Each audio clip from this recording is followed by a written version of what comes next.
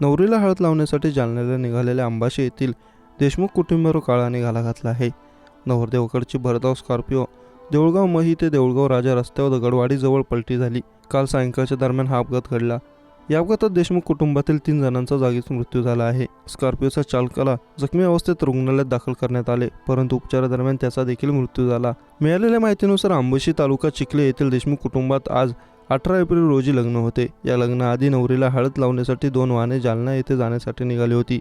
यातील Scorpio jeep क्रमांक MH 28BQ 0606 यावरील चालकाचा ताबा सुटून गाडी दगडवाडी फाट्याजवळ पलटी झाली आणि भीषण अपघात घडला. या अपघातात विलास जयवंतराव देशमुख वय वर्ष 63, अशोक भीमराव नायके राहणार सौना वाशिम वय वर्ष 65, वसंत देवीदास देशमुख वय वर्ष 43 राहणार अमानी वाशिम हे जागीच ठार झाले आहेत. तर वाहन चालक योगेश लक्ष्मण देशमुख याच्या छातीला जबर मार लागला. त्याच्या फुफ्फुसात रक्तस्राव झाल्याने त्याला जालना येथे हलवण्यात आले, मात्र उपचारापूर्वीच त्याचे प्राणज्योत मालवली.